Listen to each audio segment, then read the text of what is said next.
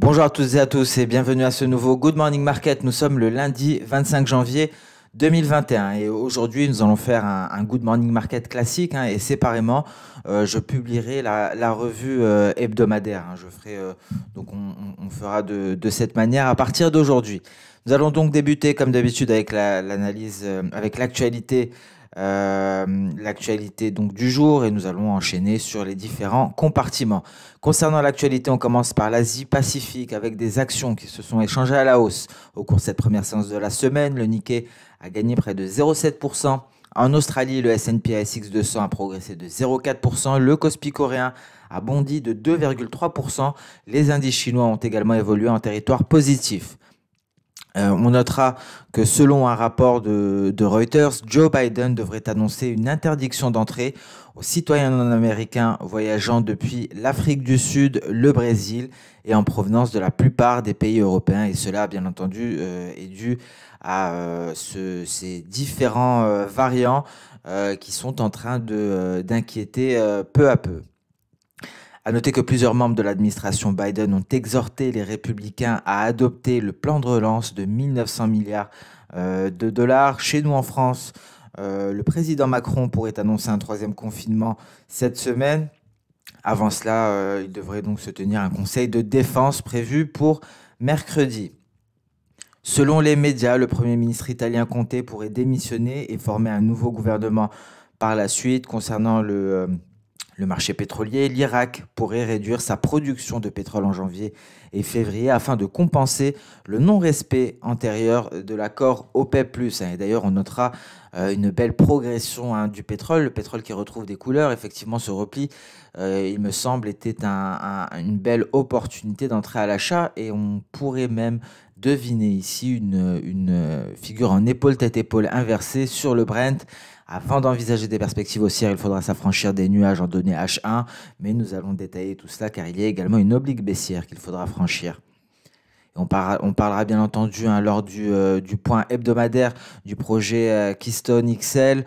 On parlera de ce que l'on attend de l'administration Biden. On va aborder également les attentes suite à la nomination de Janet Yellen.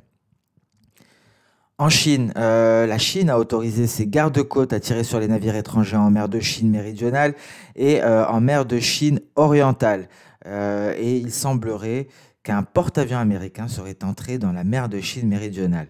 Selon le Global Times, média très connu chinois, la Chine procédera cette année à des tests à grande échelle de la monnaie numérique. Et d'ailleurs, le Bitcoin est aux alentours des 33 000 dollars. Le pétrole, bien entendu, est à la hausse, nous l'avons dit. Les métaux précieux en léger repli. Et concernant les paires de devises, l'AUD et le NZD, donc ces paires de devises Como, sont les plus performantes. Et d'ailleurs, le NZD gagne pas mal de terrain. Le CHF et l'USD étaient en repli, donc des valeurs, des monnaies refuges.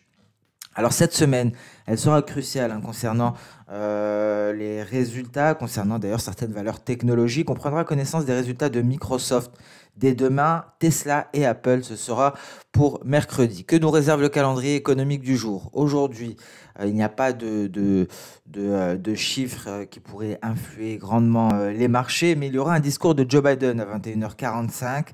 À noter qu'il s'exprimera concernant le secteur manufacturier et devrait signer des décrets visant à renforcer l'industrie manufacturière américaine. Il y aura également des discours de banquiers centraux prévus pour aujourd'hui qui pourraient être source de volatilité. Alors, hormis cela, concernant les données, il y aura l'indice IFO en Allemagne ici à 10 heures pour le mois de janvier. Et donc, c'est la seule publication qui devrait avoir un impact sur les marchés, notamment sur les indices européens. À noter concernant les discours, il me semble que Christine Lagarde s'exprime en ce moment. Elle a débuté à 9h45. Il y aura à 11h45 Panetta de la BCE, Lane de la BCE à 14h45, le président de la Bundesbank à 15h45. Et à nouveau, à 17h, Christine Lagarde s'exprimera et Bailey de la BOE à 18h. Concernant les résultats notables, hein, aujourd'hui aux États-Unis, on aura Cadence avant l'ouverture du marché, Kimberly-Clark avant l'ouverture du marché et Steel Dynamics après la fermeture du marché. Mais c'est surtout demain, comme nous l'avons dit, où on commencera avec de sérieux résultats, des résultats attendus, notamment Microsoft. À la veille des résultats de Tesla et d'Apple. Nous allons passer sans plus tarder sur le compartiment actions, sur les indices boursiers. Nous allons débuter par l'Europe.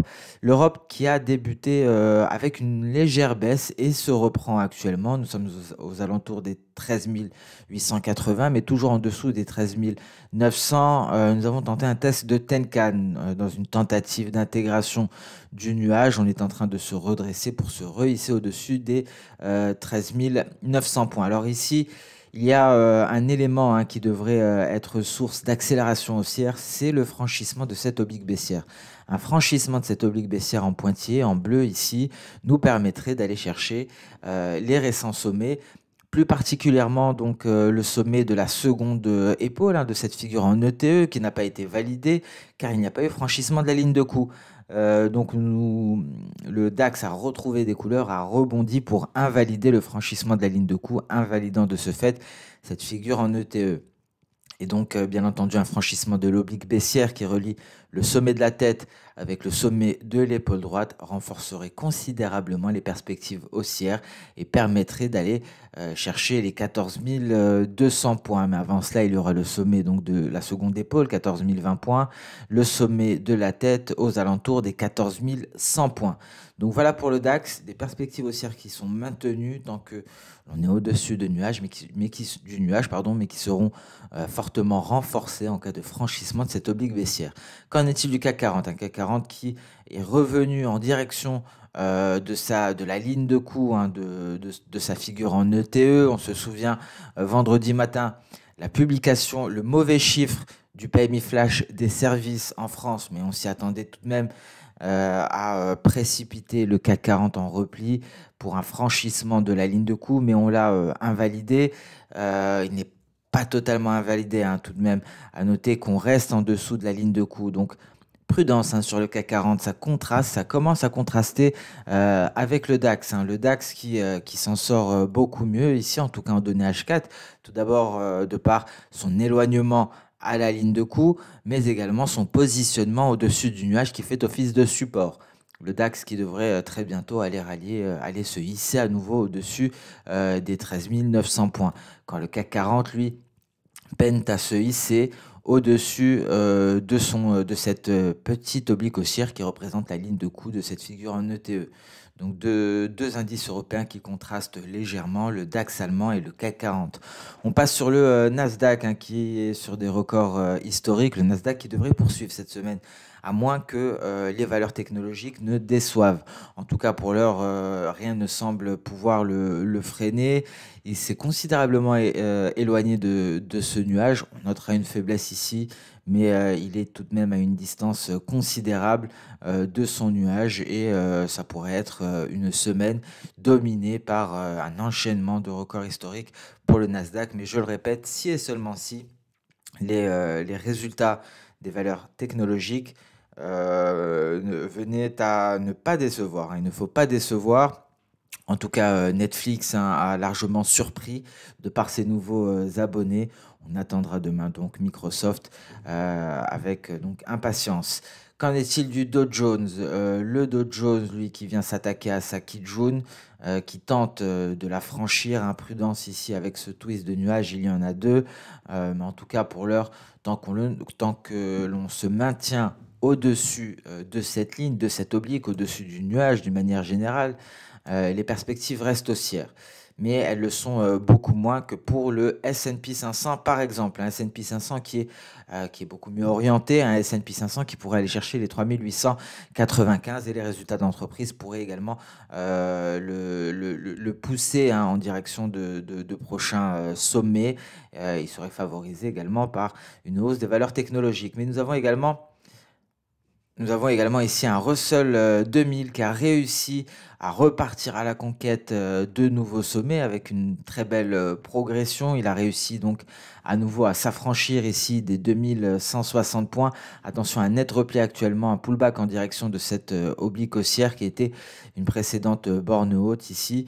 Et donc prudence, hein, s'il ne parvient pas à se maintenir au-dessus de ce niveau. C'est un retour aux 2160.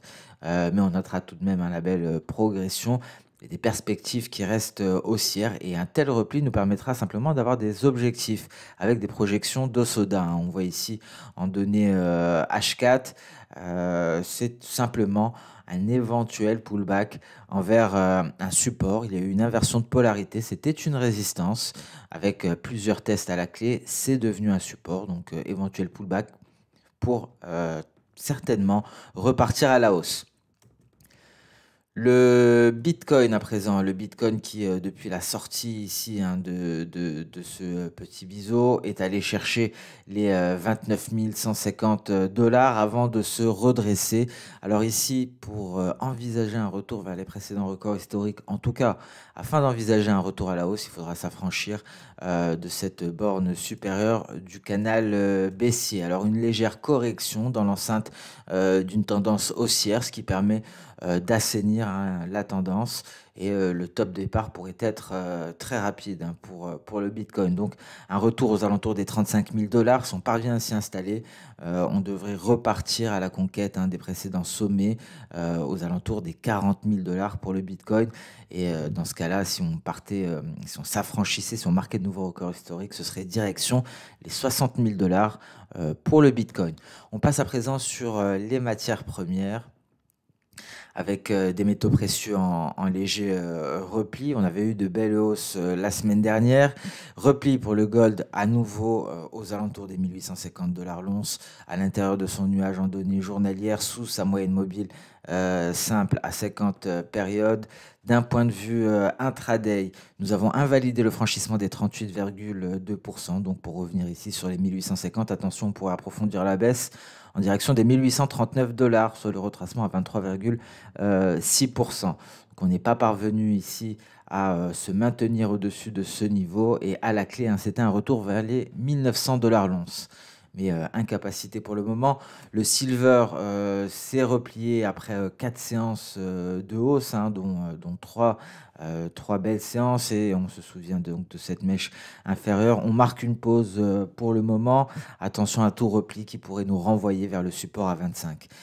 Le pétrole, perspective haussière, on notera, hein, cette décision de l'Irak de réduire sa production afin donc de rattraper le non-respect de l'accord de l'OPEP+. Ça vient soutenir les cours des pétroles après une légère correction en fin de semaine dernière. Qu'en est-il en données intraday?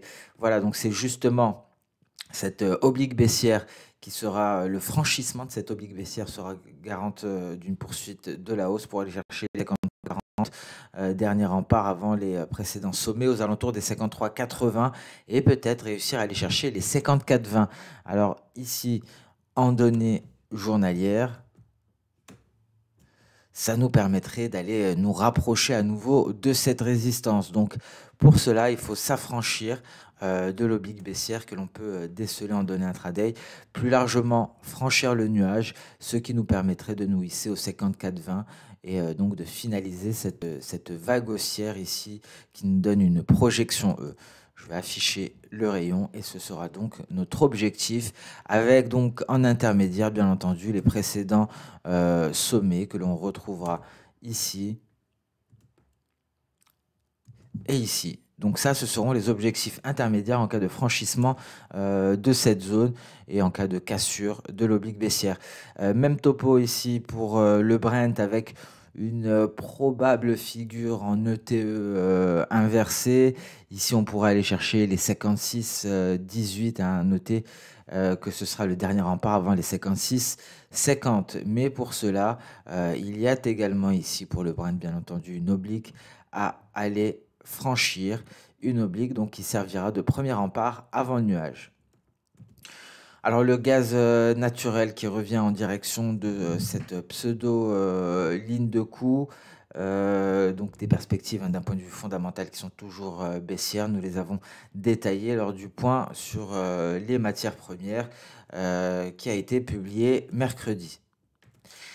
Alors je souhaiterais aborder avec vous le maïs, car on a eu un sell-off sur le maïs. Alors il faudrait que je retrouve le graphique en question. Voilà, donc ce graphique, souvenez-vous, nous l'avions abordé. La prudence est de mise, à l'heure actuelle, on le voit de par cette mèche supérieure. Il y a eu un repli considérable des cours du maïs.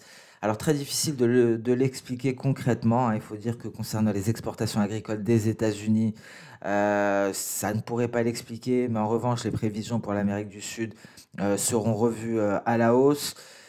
Il y a eu un nombre de positions à l'achat. Sur le maïs et le soja d'ailleurs également, qui a été fortement réduit dernièrement. Il faut savoir que le nombre de positions à l'achat, l'open interest avait été extrêmement élevé depuis quelques temps. On était sur des plus hauts de plus de 12 ans. Donc ça pourrait éventuellement expliquer un tel repli.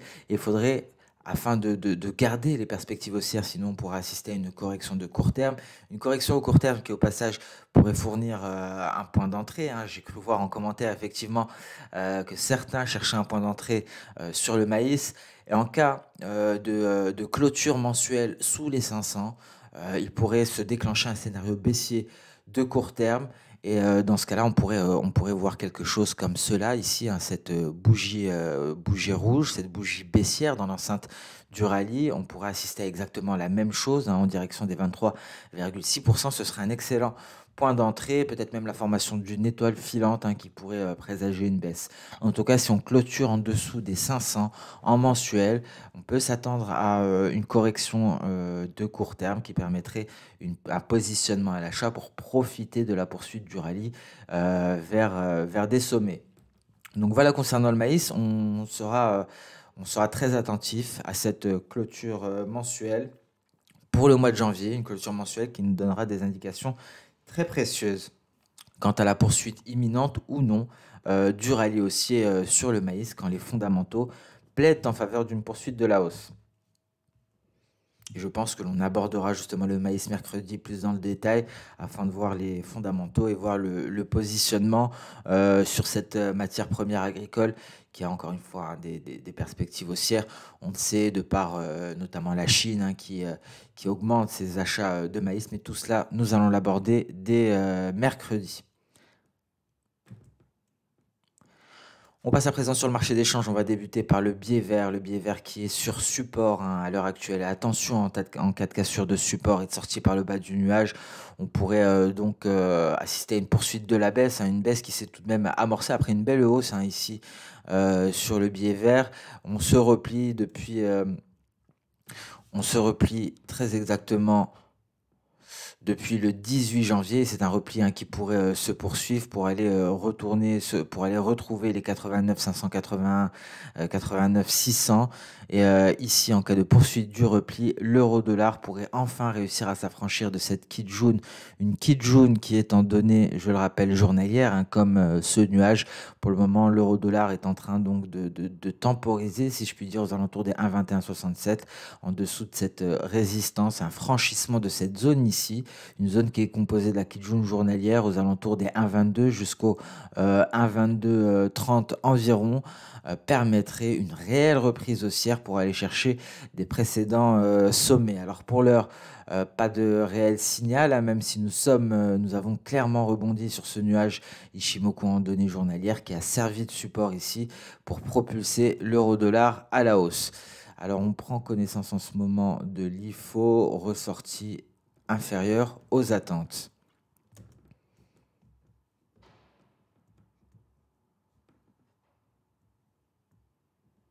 Donc à 90,1 contre 92 attendus.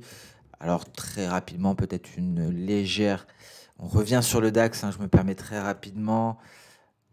Légère réaction baissière, il y a un peu plus de pression baissière à présent sur le DAX qui s'attaque à nouveau à sa kit jaune. Cela pourrait éventuellement permettre, si on ne sort pas du nuage par le bas, de capter un bon point à l'achat, car les perspectives restent tout de même haussières. Je ne pense pas que l'IFO permettrait un franchissement de cette oblique haussière.